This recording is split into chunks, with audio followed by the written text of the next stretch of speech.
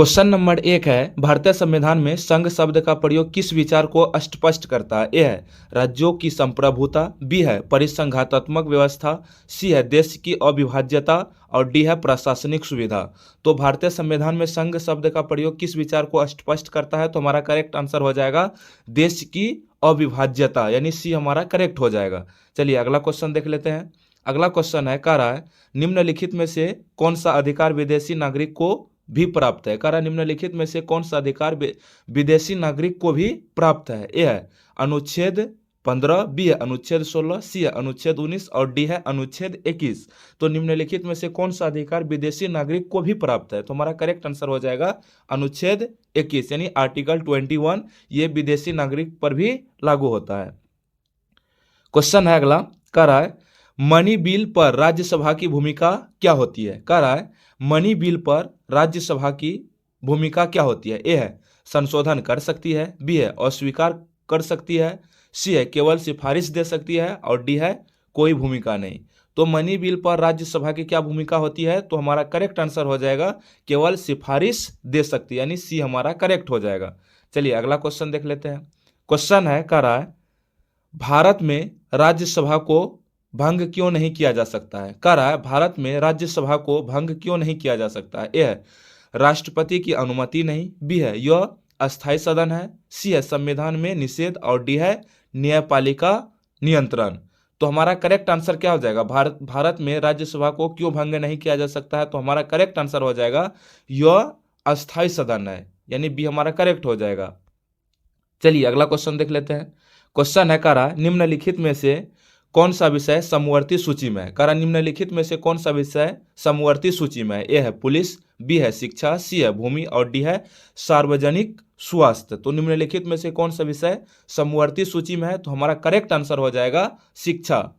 42वां संविधान संशोधन के अंतर्गत शिक्षा को समवर्ती सूची में रखा गया। चलिए अगला क्वेश्चन देख लेते हैं।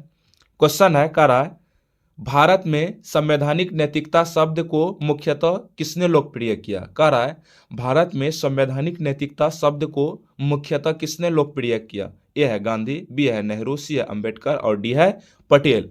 तो भारत में संवैधानिक नैतिकता शब्द को मुख्यतः किसने लोकप्रिय किया? तो हमारा करेक्ट आंसर हो जाएगा अंबेडकर, भीमराव अंबेडकर। और संविधान सभा व सुप्रीम कोर्ट के निर्णय के आधार पर अंबेडकर कि संवैधानिक नैतिकता शब्द लोकप्रिय हुआ। अगला क्वेश्चन है, कह रहा है अनुच्छेद 300A किससे संबंधित है? कह रहा है अनुच्छेद 300A किससे संबंधित है? ए है समानता, बी है संपत्ति का अधिकार, सी है शिक्षा का अधिकार और डी है व्यापार। तो अनुच्छेद 300A किससे संबंधित है? तो हमारा करेक्ट आंसर हो जाएगा संपत्ति का अधिकार, यानी बी हमारा करेक्ट हो जाएगा। चलिए अगला क्वेश्चन देख लेते हैं। क्वेश्चन है, कह रहा है भारत में राष्ट्रीय हरित अधिकरण किस सिद्धांत पर आधारित है? कह रहा है भारत में राष्ट्रीय हरित अधिकरण किस सिद्धांत पर आधारित है? ए है पोल्यूटर पे, बी है प्री कॉशनरी और सी है सस्टेनेबल डेवलपमेंट और डी है सभी। तो भारत में राष्ट्रीय हरित अधिकरण किस सिद्धांत पर आधारित है? तो हमारा करेक्ट आंसर हो जाएगा इनमें से सभी, यानी डी हमारा करेक्ट हो जाएगा। चलिए अगला क्वेश्चन देख लेते हैं। अगला क्वेश्चन है, कह रहा है निम्नलिखित में से कौन सा प्रत्यक्ष कर है? कह रहा निम्नलिखित में से कौन सा प्रत्यक्ष कर है? ए है जीएसटी, बी है सीमा शुल्क, सी है आयकर और डी है उत्पाद शुल्क। तो निम्नलिखित में से कौन सा प्रत्यक्ष कर है? तो हमारा करेक्ट आंसर हो जाएगा आयकर। चलिए अगला क्वेश्चन देख लेते हैं। अगला क्वेश्चन है, कह रहा है राज्यपाल को हटाने की शक्ति किसके पास है? कह रहा राज्यपाल को हटाने की शक्ति किसके पास है? ए है संसद, बी है सर्वोच्च न्यायालय, सी है राष्ट्रपति और डी है प्रधानमंत्री। तो राज्यपाल को हटाने की शक्ति किसके पास है? तो हमारा करेक्ट आंसर हो जाएगा राष्ट्रपति। राज्यपाल को हटाने की शक्ति किसके पास है? तो राष्ट्रपति के पास है। चलिए अगला क्वेश्चन देख लेते हैं। क्वेश्चन है, कह रहा है भारत में लोक लेखा समिति का अध्यक्ष सामान्यतः कौन होता है? कह रहा भारत में लोक लेखा समिति का अध्यक्ष सामान्यतः कौन होता है? ए है सत्ताधारी दल, बी है विपक्ष, सी है वित्त मंत्री और डी है लोकसभा अध्यक्ष। तो भारत में लोक लेखा समिति का अध्यक्ष कौन होता है? तो हमारा करेक्ट आंसर हो जाएगा वित्त मंत्री। वित्त मंत्री हमारा करेक्ट हो जाएगा। चलिए अगला क्वेश्चन देख लेते हैं। कह रहा है निम्नलिखित में से कौन सा नदी भ्रंश घाटी में बहती है? इनमें से कौन सा नदी रिफ्ट वैली में बहती है? ए है गंगा, बी है नर्मदा, सी है ब्रह्मपुत्र और डी है कावेरी। तो इनमें से कौन सी नदी रिफ्ट वैली से बहती है? तो हमारा करेक्ट आंसर हो जाएगा नर्मदा। चलिए अगला क्वेश्चन देख लेते हैं। क्वेश्चन है करा राजकोषीय उत्तरदायित्व और बजट प्रबंधन अधिनियम का उद्देश्य है। करा राजकोषीय उत्तरदायित्व और बजट प्रबंधन अधिनियम का उद्देश्य है। ए है कर बढ़ाना, बी है सब्सिडी समाप्त करना, सी है राजकोषीय अनुशासन और डी है निजीकरण। तो राजकोषीय उत्तरदायित्व और बजट प्रबंधन अधिनियम का उद्देश्य क्या है? तो हमारा करेक्ट आंसर हो जाएगा राजकोषीय अनुशासन, यानी सी हमारा करेक्ट हो जाएगा। अगला क्वेश्चन है करा भारत में राष्ट्रीय आपदा प्रबंधन प्राधिकरण का अध्यक्ष कौन होता है? भारत में राष्ट्रीय आपदा प्रबंधन प्राधिकरण का अध्यक्ष कौन होता है? ए है प्रधानमंत्री, ए है राष्ट्रपति, बी है गृह मंत्री, सी है प्रधानमंत्री और डी है कैबिनेट सचिव। तो भारत में राष्ट्रीय आपदा प्रबंधन प्राधिकरण का अध्यक्ष कौन होता है? तो हमारा करेक्ट आंसर हो जाएगा प्रधानमंत्री, यानी पीएम राष्ट्रीय आपदा प्रबंधन प्राधिकरण का अध्यक्ष होता है। चलिए अगला क्वेश्चन देख लेते हैं। अगला क्वेश्चन है करा भारत छोड़ो आंदोलन किस वर्ष प्रारंभ हुआ? भारत छोड़ो क्विट इंडिया मूवमेंट किस वर्ष प्रारंभ हुआ था? ए है 1940, बी है 1941, सी है 1942 और डी है 1943। तो क्विट इंडिया मूवमेंट कब हुआ था? तो हमारा करेक्ट आंसर हो जाएगा 1942, 1942 में क्विट इंडिया मूवमेंट हुआ था। अगला क्वेश्चन है करा निम्नलिखित में से कौन सा यूनेस्को अमूर्त सांस्कृतिक विरासत में शामिल है? करा निम्नलिखित में से कौन सा यूनेस्को अमूर्त सांस्कृतिक विरासत में शामिल है? ए है ताजमहल, बी है कुतुब मीनार, सी है योग और डी है कोणार्क। तो हमारा करेक्ट आंसर हो जाएगा योग। योग हमारा करेक्ट हो जाएगा। यूनेस्को के अमूर्त सांस्कृतिक विरासत में योग को शामिल किया गया है। चलिए अगला क्वेश्चन देख लेते हैं।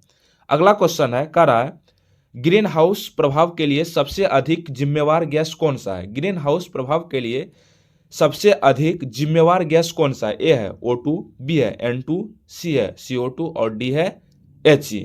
तो ग्रीन हाउस प्रभाव के लिए सबसे अधिक जिम्मेदार गैस कौन सा है? तो हमारा करेक्ट आंसर हो जाएगा CO2, कार्बन डाइऑक्साइड वर्षा हाउस प्रभाव के लिए सबसे ज्यादा उत्तरदायी गैस है।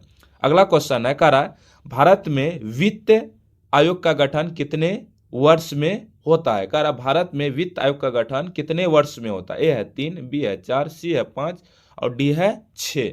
तो भारत में वित्त आयोग का गठन कितने वर्ष में होता है? तो हमारा करेक्ट आंसर हो जाएगा 5 वर्ष। ये संवैधानिक प्रावधान के द्वारा 5 ईयर में वित्त आयोग का गठन किया जाता है। चलिए अगला क्वेश्चन देख लेते हैं।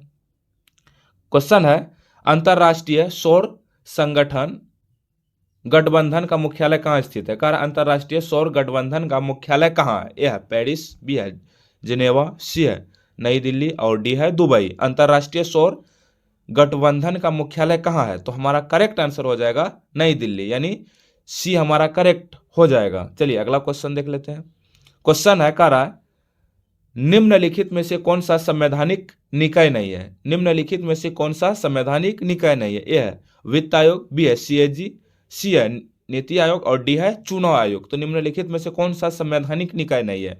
तो हमारा करेक्ट आंसर हो जाएगा नीति आयोग। नीति आयोग एक कार्यकारी निकाय है, न कि संवैधानिक निकाय। चलिए अगला क्वेश्चन देख लेते हैं। क्वेश्चन है कह रहा भारत में राष्ट्रीय आय की गणना कौन करता है? भारत में राष्ट्रीय आय की गणना कौन करता है? ए है RBI, बी है नीति आयोग, सी है NSO और डी है वित्त मंत्रालय। तो भारत में राष्ट्रीय आय की गणना कौन करता है? तो हमारा करेक्ट आंसर हो जाएगा NSO, सांख्यिकी संस्था द्वारा राष्ट्रीय आय की गणना की जाती है। अगला क्वेश्चन है कह रहा अनुच्छेद 44 किससे संबंधित है?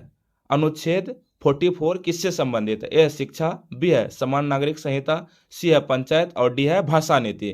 आर्टिकल 44 किससे संबंधित है? तो हमारा करेक्ट आंसर हो जाएगा समान नागरिक संहिता, यानी बी हमारा करेक्ट हो जाएगा। चलिए अगला क्वेश्चन देख लेते हैं। कह रहा है भारत में GST परिषद का अध्यक्ष कौन होता है? भारत में GST परिषद का अध्यक्ष कौन होता है? ए है प्रधानमंत्री, बी है राष्ट्रपति, सी है वित्त मंत्री और डी है RBI गवर्नर।